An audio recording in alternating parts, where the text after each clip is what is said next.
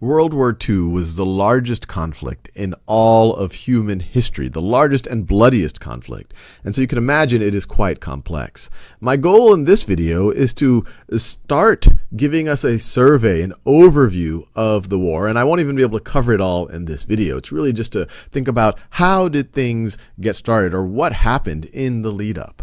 And to start, I'm actually going to focus on Asia and the Pacific, which probably doesn't get enough attention when we look at things from a Western point of view.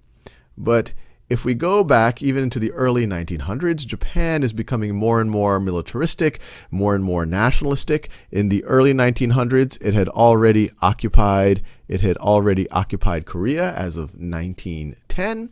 And in 1931, it invades Manchuria.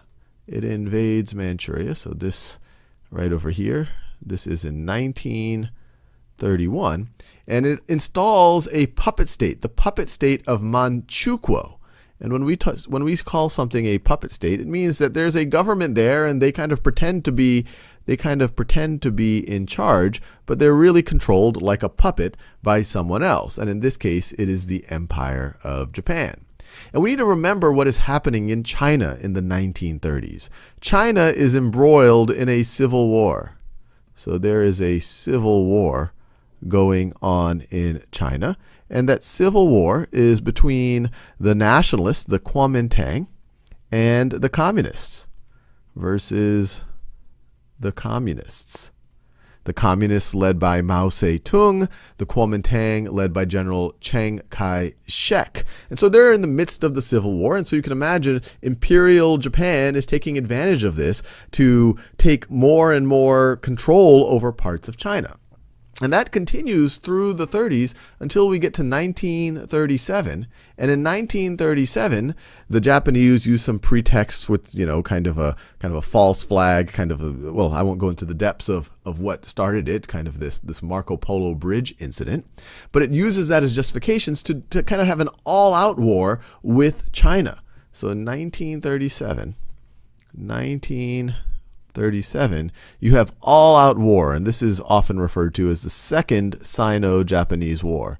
Sino-Japanese War. Many historians actually would even consider this the beginning of World War II, while some of them say, okay, this is the beginning of the Asian theater of World War II, of the all-out war between Japan and China, but it isn't until Germany invades Poland in 1939 that you truly have the formal beginning, so to speak, of World War II. Regardless of whether you consider this a formal beginning or not, the Second Sino-Japanese War, it's called the Second because there was another Sino-Japanese War in the late 1800s that was called the First Sino-Japanese War. This is incredibly brutal and incredibly bloody, a lot of civilians affected. We could do a whole series of videos just on that. But at this point, it does become all-out war, and this causes the Civil War to take a back seat to fighting off the aggressor of Japan in 1937. So that lays a foundation for what's happening in the Pacific in the run-up to World War II. And let's also remind ourselves what's happening in Europe. As we go through the 1930s, Hitler's Germany, the Nazi Party, is getting more and more militaristic. So this is Nazi Germany right over here. They're allied with Benito Mussolini's Italy. They're both extremely nationalistic. They both do not like the communists at all. You might remember that in 1938, you have the Anschluss, which I'm sure I'm mispronouncing, and you also have the takeover of the Sudetenland in Czechoslovakia. So the Anschluss was the unification with Austria. And then you have the Germans taking over the Sudetenland and Czechoslovakia. And this is kind of the famous, the rest of the what will be called the Allied powers kind of say, okay, maybe Hitler's just going to do that. Well, we don't want to start another war. We still all remember World War I. It was really horrible. And so they kind of appease Hitler, and he's able to kind of satisfy his aggression. So in 1938, you have Austria and the Sudetenland. And the Sudetenland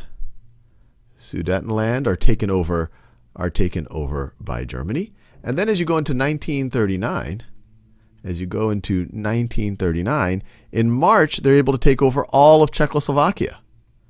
They're able to take over all of Czechoslovakia. And once again, the Allies are they're feeling very uncomfortable. They kind of have seen something like this before. They would like to push back, but they still are not feeling good about starting another world war. But so they're hoping that maybe Germany stops there. So let me write this down. So all of Czechoslovakia is taken over by the Germans. This is in March of 1939. And then in August, you have the Germans, and this is really in preparation for what you could guess is about to happen, for the all-out war that's about to happen. The Germans don't want to fight the Soviets right out the gate, as we will see, and as you might know, they do eventually take on the Soviet Union.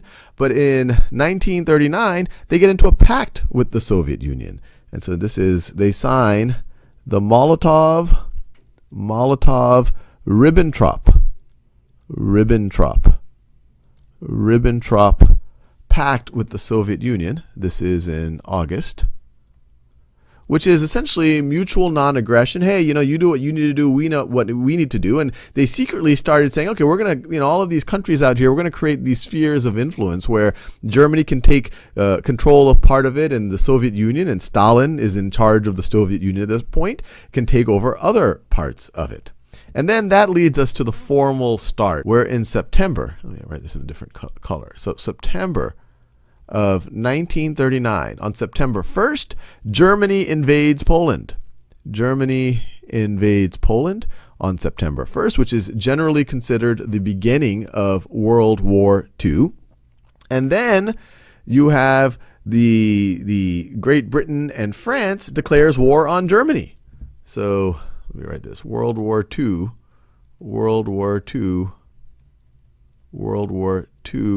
starts. Everyone is declaring war on each other. Germany invades Poland. Great Britain and France declare war on Germany.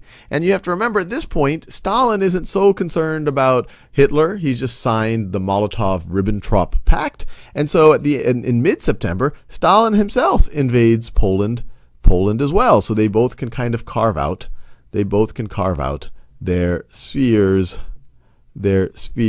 of influence. So you can definitely sense that things are not looking good for the world at this point. You already have Asia in the Second Sino-Japanese War, incredibly bloody war, and now you have kind of a lot of very similar actors that you had in World War I, and they're starting to get into a fairly extensive engagement.